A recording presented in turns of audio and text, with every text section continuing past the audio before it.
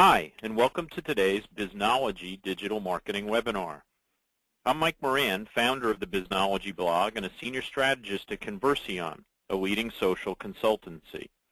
I'm also co-author of Search Engine Marketing, Inc., sole author of Do It Wrong Quickly, How the Web Changes the Old Marketing Rules, and a former IBM Distinguished Engineer.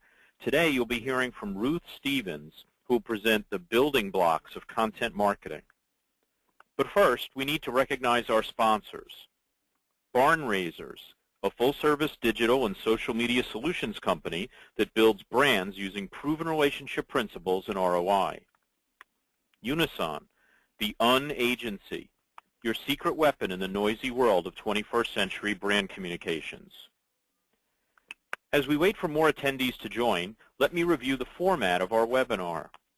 Our Biznology webinars last just 30 minutes. You can easily fit them into your busy schedule. We record each webinar and we'll email you that link later this week. During our speaker's presentation, you can use GoToWebinar to ask a question. That orange arrow opens and closes your controls. If you have a question, simply type it into the box labeled Questions at any time during the event and press the Send button. I'll select a few questions at the end of our webinar and pose them to Ruth. While we're waiting for the last few attendees to join, I'd like to remind you that the Biznology newsletter and blog are available for free at biznology.com. So if you're not already a subscriber, we hope you'll sign up now. Thanks again to all of you for spending 30 minutes with us. We know how valuable your time is. So let me introduce today's speaker. Ruth Stevens is one of our bloggers at Biznology and president of eMarketing Strategy, a consultancy in New York City specializing in B2B marketing, particularly sales lead generation. Ruth is the author of 2 business books, Maximizing Lead Generation, the Complete Guide for B2B Marketers, and Trade Show and Event Marketing, Plan, Promote, Profit. Crain's B2B magazine named Ruth as one of the 100 most influential people in B2B marketing. So if you've ever struggled with planning your B2B content, this is the webinar for you. Ruth, take it away. Thanks, Mike. Delighted to be here. And what I'm looking forward to discussing today is the whole concept of how to plan your B2B content library. And to put this in some context, I thought I would share some interesting data points about the state of content marketing today in the B2B world. And what you'll see at the top of this slide is some interesting, fresh data that suggests that basically everybody in B2B is using content marketing, and they're planning to grow their use of content marketing as well. In the lower left-hand corner of this slide, you can see the relative popularity or usage of different types of B2B content. And this was produced by a study just last month from the Content Marketing Institute combined with Marketing Profs. And I also wanted to point out in the box on the right how I believe the strategic content thinking can have its best applications in the B2B world, beginning with thought leadership, where if your company is trying to establish itself as a knowledgeable authority in a certain area, content can help you prove that value. And especially if you're using content that is non-salesy and is highly targeted to the needs of your particular audience. Another great application is as an offer for generating inquiries. If you include a piece of content as a kind of product, then use it as an offer in outbound communications of any sort, whether social media or email or in any vehicle, and invite people to respond by downloading the content. It also helps you with your search engine rankings, as we well know. And finally, we find content very useful in staying in touch with prospects until they're ready to see a salesperson, a process known as lead nurturing. So content is used across the B2B spectrum, but surprisingly, I was very surprised by this. this fresh data that B2B marketers are finding content marketing not as easy as we might think. And of course, I think what's really going on here is the problem with content creation. And we're all being asked to behave like publishers, and we're really not trained for that. We're trained to be marketers, and as a result, what we're doing as marketers tends to be sometimes the wrong thing. So you can see this very interesting data on the right, which supports the data on the left of this slide, and suggests that the real challenge that we have here is creating content that is really needed by our target audience, that's good quality and really serves them well. So that's why I want to get into the meat of today's material on how to plan for great content marketing in B2B. And my inspiration for this is Paul Gillen, who I'm sure many of you know. He has been a columnist for Crane's B2B magazine for many years, and he wisely pointed out that what we need to be doing when we're thinking about content marketing is responding to the needs of our prospects and current customers.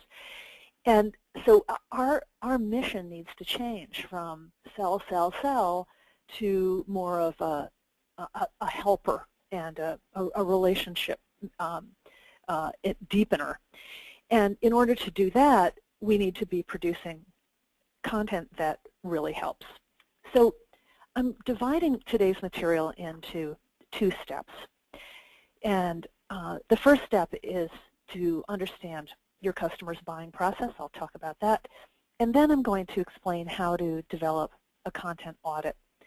And ultimately, what I'm trying to do is help you avoid the sort of random acts of content marketing, which means we say, oh, let's get some content going, and we just create something afresh.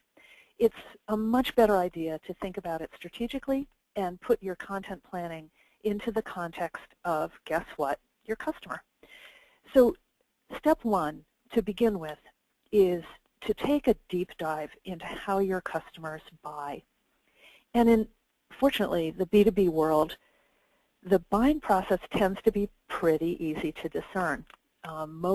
Here's an example of a large enterprise typical buying process, and you'll want to change this up based on the behavior of your various target audiences. You might want to organize it by company size or industry, or even the type of person or buyer in the target. But my point is that the beauty of analyzing the buying process of your customers and breaking it into identifiable stages, like the list we have here, is you can then develop content that serves their needs at each stage. And thinking about what we as marketers are trying to do, our objective is to move our targets from stage to stage. So the content strategy at each stage really ought to be designed to help them satisfy the existing stage so that they're ready to move to the next stage. I mean, we can't force them to move, but we can certainly help them. Now, to complicate this a little bit, I'm going to introduce the concept of buying roles, which I'm sure you're already familiar with, but my point here is that we want to consider not only the enterprise or the account level buying process or possibly the industry level buying process, but we also want to think about the individuals involved, because even though we're selling into accounts, there are a lot of parties in there, and Marketing Sherpa had some data recently that suggested in the large enterprise world there may be as many as 21 parties involved in the buying process, and we need to understand what's on the minds of each of these. So each player, I've listed here the types of buying roles that are typically found in a B2B buying circle or buying group. And on the right, I've listed some of the issues that confront them or that keep them up at night or what they really care about. And these can then be converted to the more useful, possibly more actionable context of their job titles as listed in the box in the lower right. But my point here is that you want to add a bit of complexity to your analysis of the customer's buying stages by expanding it to include the concept of the individual buying role within the target account. And wait, there's more. There's some additional variables that you might want to consider as you're identifying the buying process and the needs of the customer. And these could be, as I mentioned earlier, industry and company size. They also may be what you're trying to get done at each stage. As I said, generally we're all trying to get them to move to the next stage.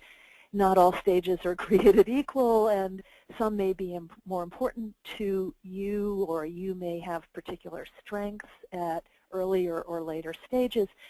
So my point is that you can refine your planning in the first step of understanding the buying process by using these additional variables. And then the last point, and this has come clear, especially clear with the rise of smartphones and tablets, the medium through which they're going to consume the content has taken on fresh importance because, for example, if your customers and prospects are using their mobile devices to receive your content and consume it, it's going to be tough if you're delivering thick, meaty PDF white papers. Nobody wants to read stuff like that on a smartphone. So what some B2B marketers are doing is creating mobile-ready content like video and including a link to a downloadable or a request for an email with an attachment of the thicker PDF and the meatier material. So all of these variables can be helpful. And I hope you're not overwhelmed, but I think this gives you some idea about how to think strategically about planning for content marketing, so you're not just randomly creating stuff without it's having a context in terms of your market targeting. So let's move on now to step 2, which is all about developing a content audit. And this is simply an analysis of what you have on hand around your firm and allowing you to then fill in the gaps by going out and preparing fresh content so that you have a complete library to serve your marketing needs. So I've listed here some of the major content types that we find in B2B, and this can be expanded infinite.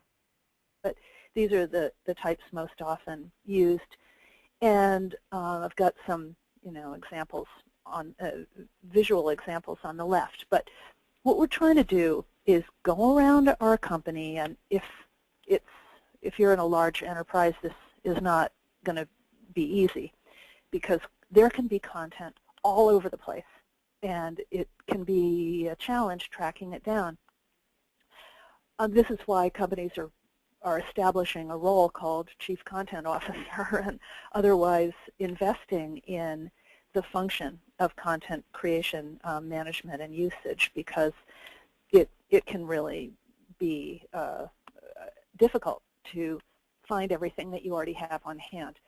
But if you dig around, you will find a lot of material that might have been created by your sales team. It might have been created by marketing operations.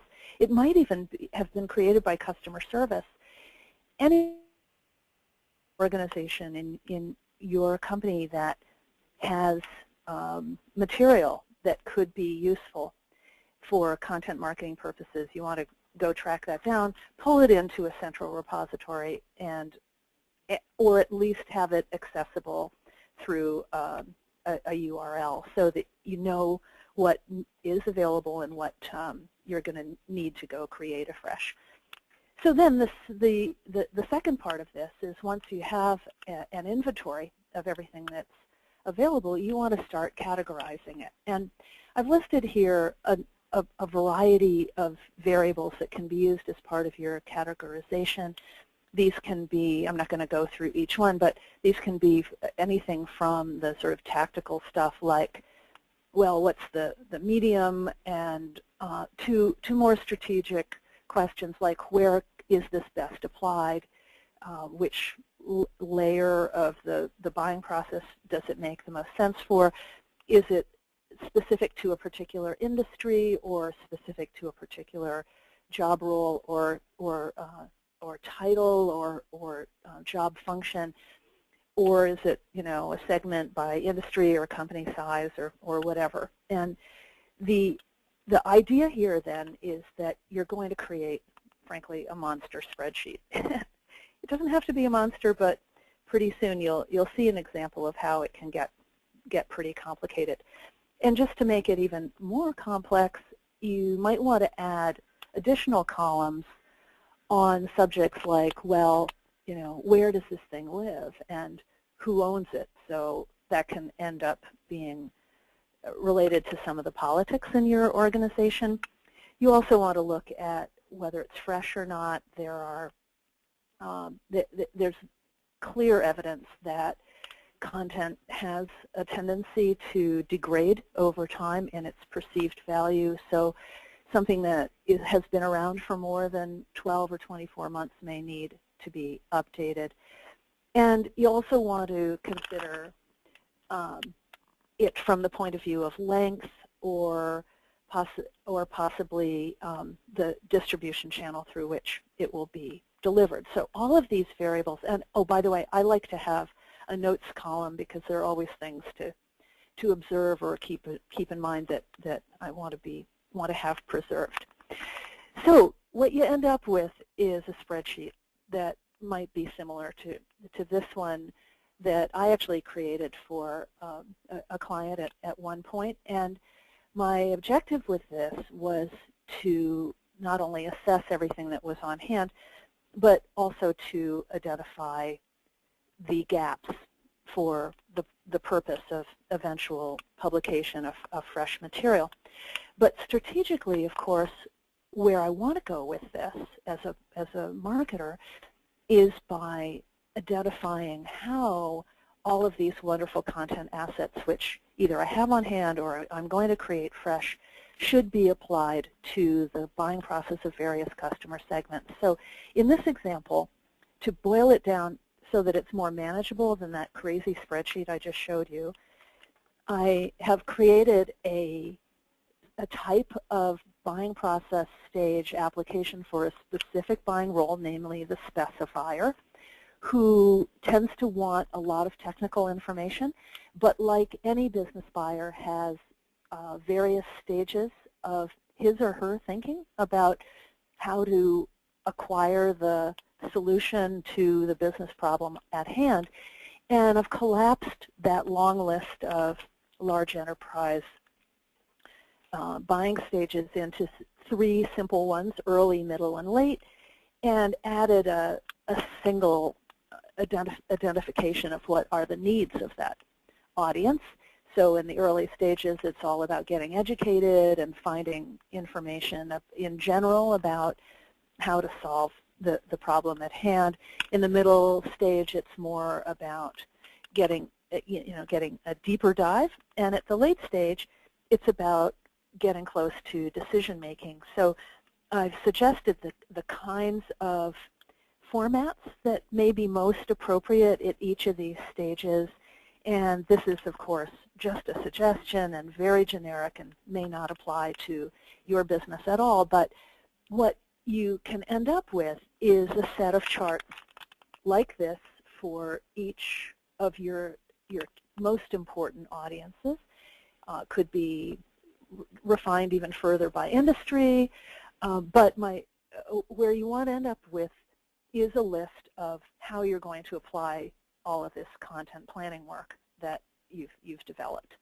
And then I'm just going to add one other tip, which is now that we're publishers, we want to think about how to be more efficient. And in the planning stage, it's a good idea to be thinking ahead to how you can repurpose existing or developing content so that it can be applied across the sales and buying process. So here's a list of, a handful of ideas for how an existing or individual piece of content known as a content asset can be repurposed for other uses. And this, if you plan in advance for repurposing, you can save a lot of time and money later on.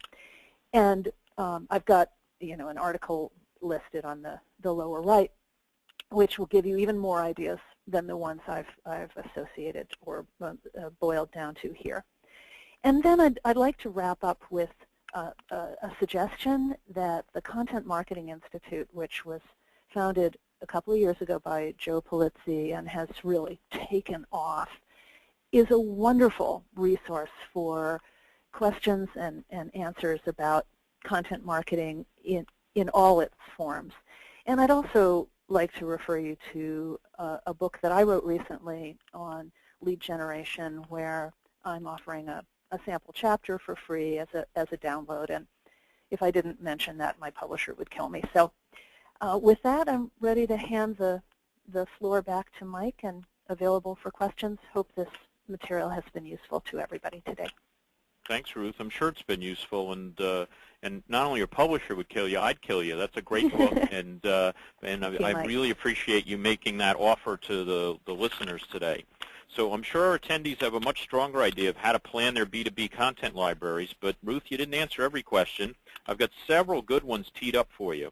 Good. And I'd like to remind our audience that it's not too late to ask your own questions by typing it into the questions box in your GoToWebinar controls. Before we get to those questions, I'd like to remind you that the Biznology team provides Jumpstart workshops for corporations who want to apply what they learn directly to their own businesses and have their team create a plan for executive approval right in the workshop. Ruth and I teach the B2B digital marketing course, and we'll be there to guide you and help you persuade that executive to say yes. Go to biznology.com/training for more information on all of our offerings. Before we get to that first question, we need to thank our sponsors one more time.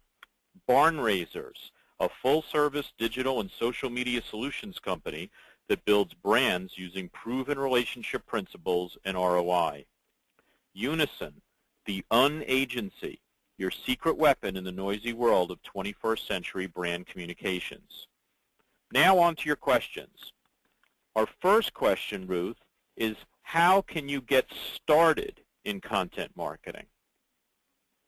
Great question. Well, I'm just going to repeat what I said earlier, which is that you want to assess what you have on hand, content-wise, and also apply it to your customer's buying process, and then develop the assets that are needed to support your marketing along the selling process, which is the opposite from the marketer's perspective versus the buying process on the customer's perspective.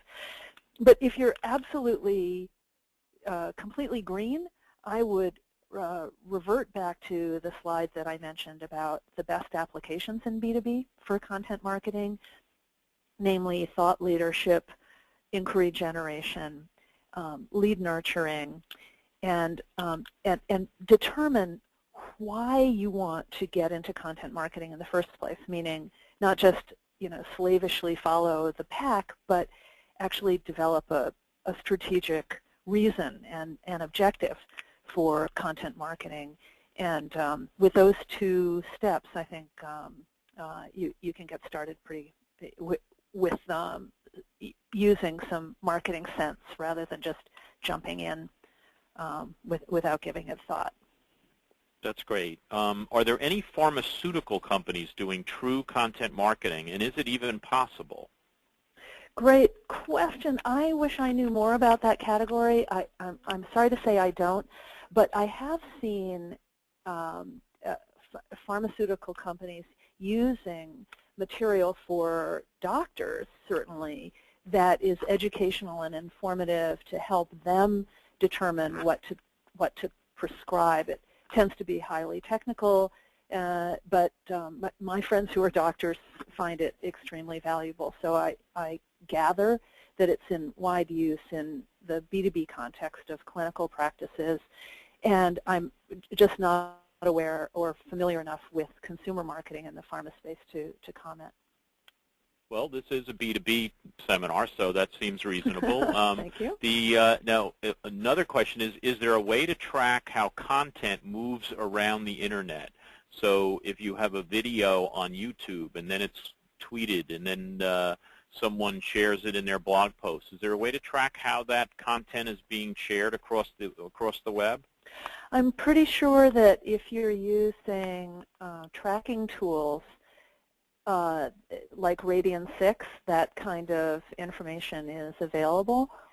Mike, I would actually refer that question to you. Do you have some specific advice for our audience on that subject? Sure, Ruth. You're right that you can use social listening tools to look for that. The other thing you can do is you can use a tracking code. So the same kind of thing that they put on a banner ad, you can put on your content, and then you can see when people have clicked on it. Right. Our next question for Ruth is what are some tips for delivering content to specific customer types? For example, an influencer at a specific point in the buying cycle. Do you begin by kind of segmenting your email distribution list to do that? If that's the delivery vehicle for staying in touch with that target, yes. What I think undergirds that question is really about the data, meaning have we established a relationship, an addressable relationship with these various targets? And if so, we need to understand not only what is their role in the buying process, but also what stage are they in. So until those sort of theoretical questions get answered, then all of these great ideas are really not actionable. So that speaks to the importance of having a marketing database that is sortable, accessible, and allows you to deliver content according to the needs of your target audience based on true information. And truthfully, the only way to understand where they are in the buying process and what their buying role is by either observing their body language digitally and taking some inferences, or by asking them. And there are techniques using email and other outbound media with a couple of questions at each touch to capture information about what's on their minds and where they are in the buying process. That's great, Ruth. We have time for just one quick answer to a question. Okay. What do you see as the biggest challenge in content marketing, and how do you overcome it?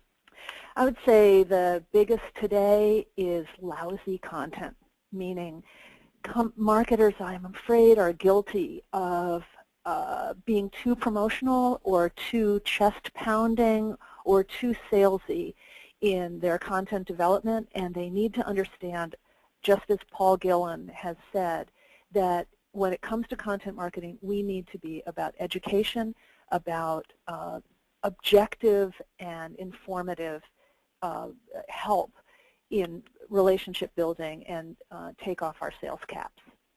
Boy, Ruth, I couldn't agree more with that myself. And unfortunately, that's all the time we have for today. So, Ruth, I just want to thank you again on behalf of our audience for all these great ideas, and thanks to our audience for attending today.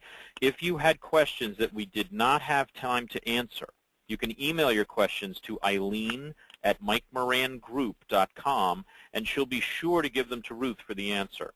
Later this week, we'll send all of you a link to the recording of this webinar to listen to again and to share with others. We also invite you to mark your calendars for our next Biznology webinar, Build a Breakthrough Brand with a Clear Competitive Positioning, with Denise Leone, scheduled for 11 a.m. U.S. Eastern Time on November 19th. We hope to see you all back here then. Bye, everybody.